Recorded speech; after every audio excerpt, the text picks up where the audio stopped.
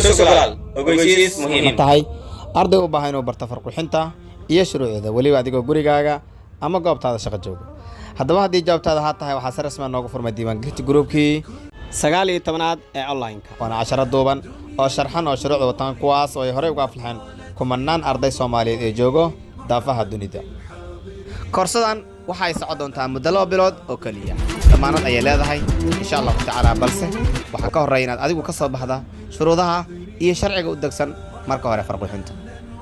koorsadan waxaynu ku qaadan doonaa by WhatsApp group taas oo ay ku diyaarsiin macallimiin ku takhasus hawsha farqixinta oo ka sixi doona 10 walba aad qaadato sax iyo qalad tii uu noqdaba.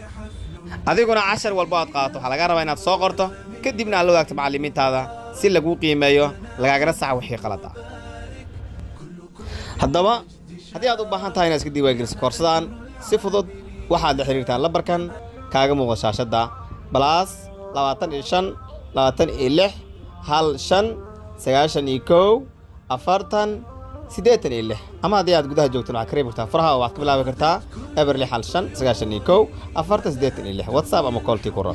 sidoo kale haddii aad u baahan tahay farqixinta inaad ku barato si offline ah waxaad booqan kartaa xarumaheena Muqdisho gaar ahaan isgoyska baar waxa degmada Halwadaag waxayna shaqeysaa maalmaha Khamiis iyo Jimcada labada gelin iyo sidoo kale maalmaha caadiga sida Sabtiga Axad iyo Isniinta labada gelinba. sidoo kale xarunteena Taleex waxay ku taalaa Masjidka Cabdirashiid Cali Sarmaaka agtiisa waxayna shaqeysaa maalinta Isniinta iyo maalinta Talaadada gelinka dambe iyo sidoo kale Khamiis iyo Jimcada labada gelinba. si walba aad ugu faa'iideysan karto farqixinta waa ku muhiim maadaama ay tahay fayska ama muraayada qofka laga akhriyo marka la qiimeynayo heerkiisa waxbarashada iyo habqalkiisuba. ugu dambeyn gabagabada koorsadan waxaad awood u yeelan doontaa inaad samaysato saxiix adiga ku gaara kaasoo ku fadhiyo sharci lagana koobiyay karin biidnillaahil kariim. saaxiibayaal waa ku maasin daawashada muuqaalkan quruxda badan iyo waqtigeena qaaliga ah aad nasiisay.